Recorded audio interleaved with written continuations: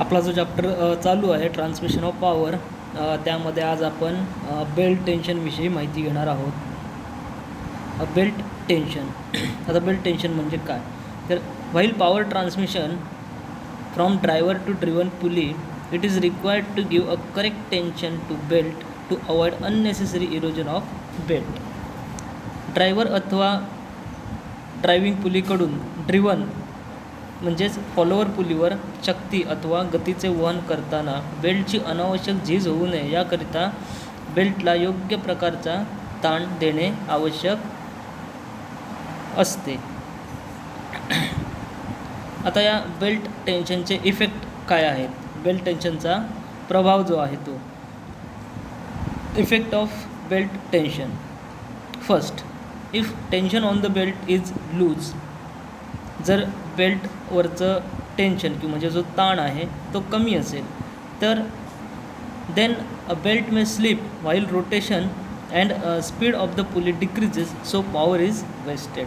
म्हणजेच बेल्टवर दिलेला ताण, जे टेन्शन आहे बेल्टवर दिलेलं ते जर कमी असेल तर पुलीवर बेल्ट जो आहे तो लूज बसतो, ढिला बसून फिरत असताना तो काय होतो, स्लिप होतो, की ज्यामुळे पुलीचे वेग प्रमाण कमी होते आणि शक्ती जी आहे ती वाया जाते. Second, if too much tension is given on belt then the life of belt and bearing is reduce. आणि जर प्रमाणापेक्षा जास्त टेन्शन, टू मच टेन्शन जर आपण बेल्टवर दिलं तर काय होणार, त्यामुळे बेल्ट आणि बिअरिंग जी आहे त्याचं आयुष्य काय होणार, कमी होणार.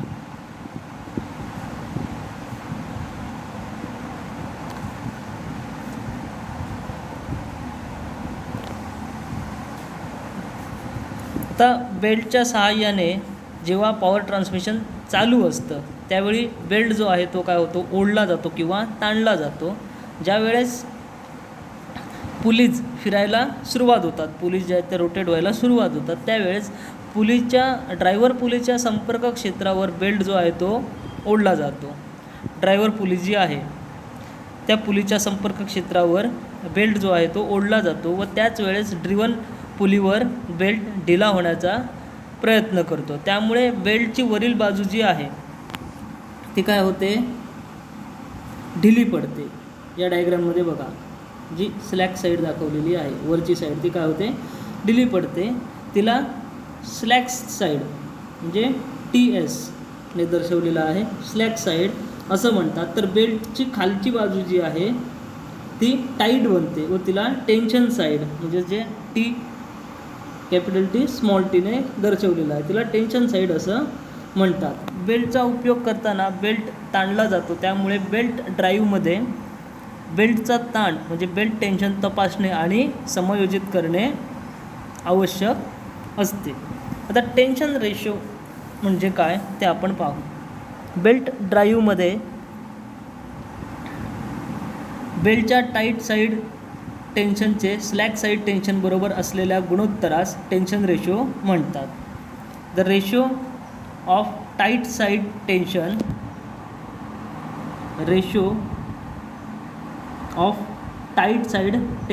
टू स्लॅक साईड टेन्शन म्हणजे टाईट साईड टेन्शनचं स्लॅक साईड टेन्शनची असलेलं गुणोत्तर म्हणजेच काय, तर tension ratio. The ratio of tight side tension to the slack side tension in the belt drive is known as tension ratio. या टाईट साईड टेन्शनचे या स्लॅक साईड टेन्शन बरोबर असलेल्या गुणोत्तरास काय म्हणतात, टेन्शन रेशो असं म्हणतात. If this ratio is higher then the belt will be loose and slip. जर या टाईट साईड आणि स्लॅक साईड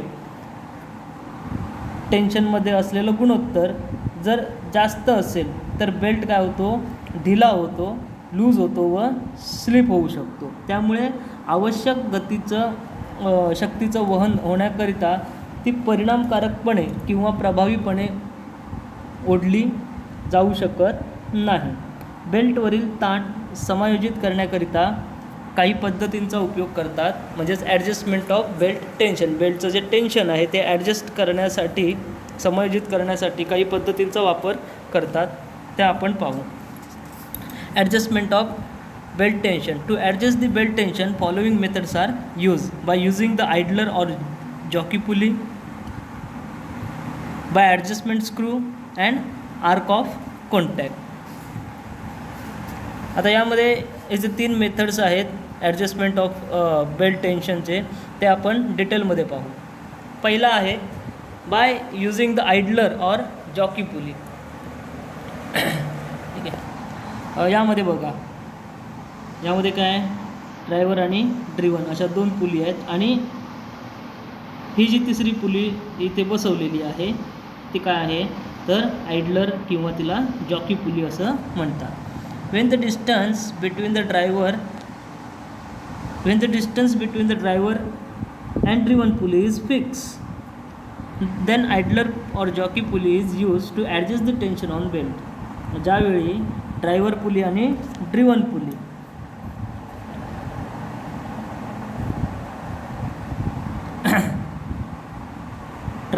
आणि ड्रिवन पुली जी आहे यामधील डिस्टन्स जे आहे हे जेव्हा फिक्स असतं त्यावेळी बेल्टचं टेन्शन ॲडजस्ट करण्यासाठी काय केलं जातं तर या आयडलर पुली किंवा जॉकी पुलीचा यूज केला जातो.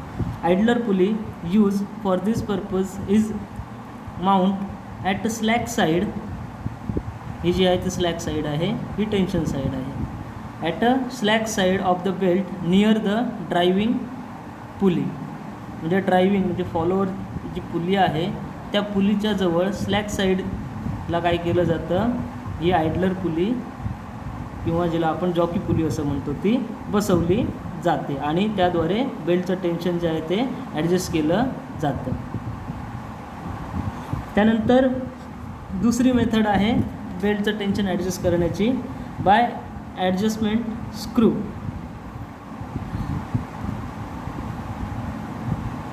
या ठिकाणी बघा हा जो दाखवलेला आहे हा ॲडजस्टिंग स्क्रू किंवा त्याला ॲडजस्टमेंट स्क्रू असं म्हणतात. If the distance between the driver and driven pulley is not fix then the tension of the belt is adjusted by adjustment screw किंवा ॲडजस्टिंग स्क्रू. ज्यावेळी ड्रायव्हर आणि ड्रिवन पुलीमधलं अंतर जे आहे ते फिक्स नसेल, ठीक, तर त्यावेळी बेल्टचं टेन्शन जे आहे ते या ॲडजस्टिंग स्क्रूच्या सहाय्याने काय केलं जातं ॲडजस्ट केलं जातं.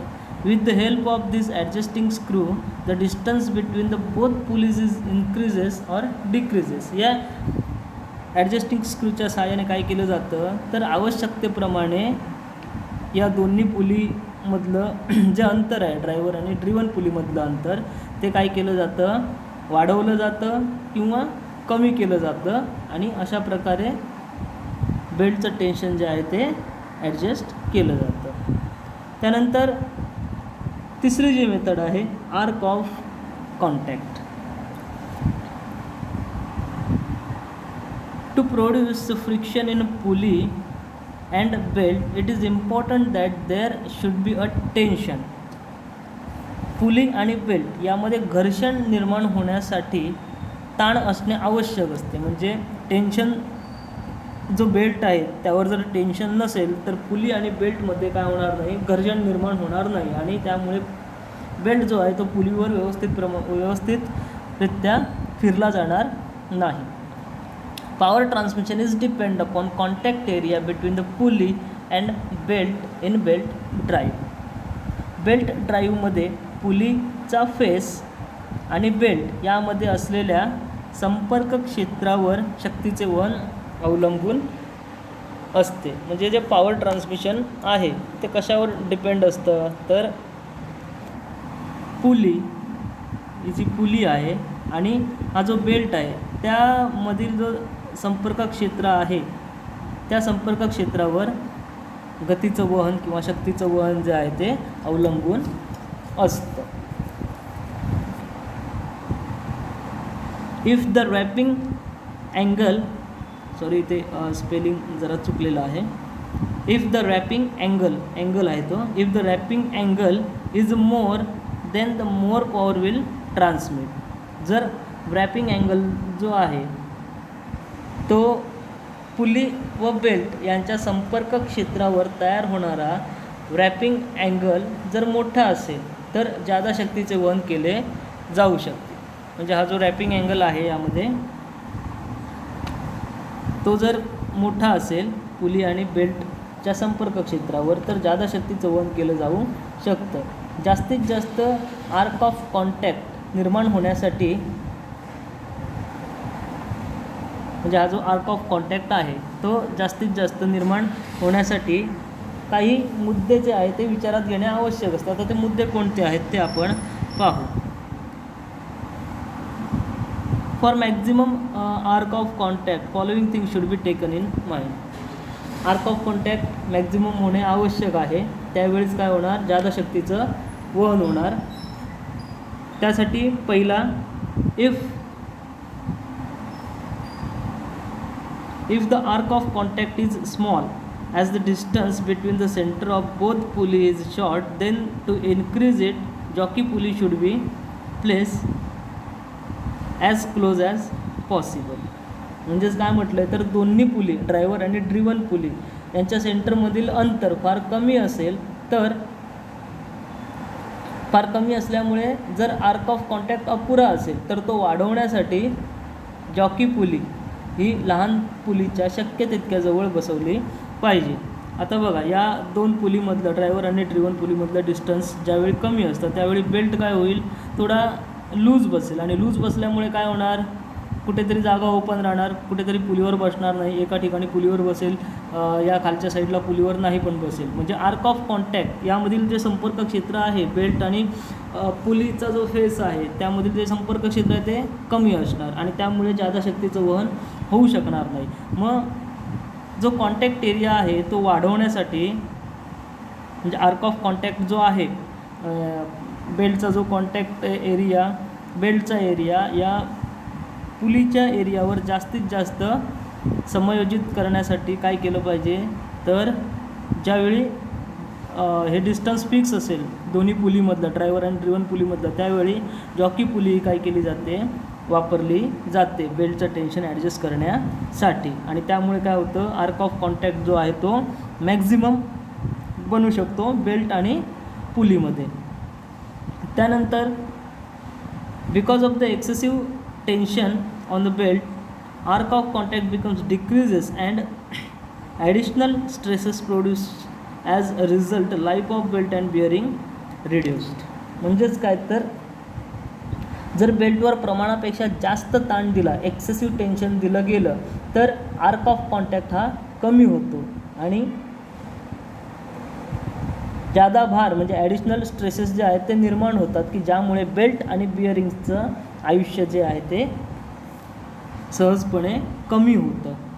ठीक आहे, त्यामुळे जास्त एक्सेसिव्ह टेन्शन पण बेल्टवर दिलं नाही गेलं पाहिजे. त्यानंतर the distance between the centre of the driver and driven pulley should be more and slack side should be at the top. Open belt ड्राईव्हमध्ये ड्रायव्हिंग पुली व ड्रिव्हन पुली, ड्रायव्हिंग पुली आणि driven pulley यांच्या मध्यबिंदूतील, यांच्या सेंटरमधील अंतर जे आहे, हे जे अंतर आहे ते जास्तीत जास्त असले पाहिजे. तसेच स्लॅक साईड जी आहे ती नेहमी काय असली पाहिजे, वरच्या साईडला ॲट द टॉप म्हणजे वरच्या साईडला असली पाहिजे. ही जी आहे ती स्लॅक साईड आहे ती वरच्या साईडला असली पाहिजे आणि या मध्यबिंदूतील अंतर हे जास्तीत जास्त असलं पाहिजे. त्यामुळे काय होणार, तुमचा एरिया ऑफ कॉन्टॅक्ट वाढणार आणि आर्क ऑफ कॉन्टॅक्ट जो आहे तो काय होणार, वाढणार आणि शक्तीचं वहन जे आहे ते व्यवस्थित प्रकारे होणार. त्यानंतर for the power transmission use of vertical belt should be avoided because of gravitational pull there is a possibility of slippage. शक्ती संक्रमणासाठी व्हर्टिकल ड्राईव्हचा उपयोग करणे टाळले पाहिजे. हे जे आहे ते व्हर्टिकल ड्राईव्ह आहे आणि हा आपला जो आहे तो हॉरिझॉन्टल ड्राईव्ह आहे. कारण व्हर्टिकल ड्राईव्हमध्ये काय होतं तर गुरुत्वीय बल जे आहे, गुरुत्वाकर्षणाचं जे बल आहे, ग्रॅव्हिटेशनल पूल जो आहे, त्यामुळे स्लिपेजची शक्यता जादा असते. सो ह्या ज्या गोष्टी आहेत त्या maximum arc of contact belt आणि आतचा जो सरफेस आहे त्यामधील मॅक्झिमम आर्क ऑफ कॉन्टॅक्टसाठी या गोष्टी लक्षात ठेवणे आवश्यक आहे.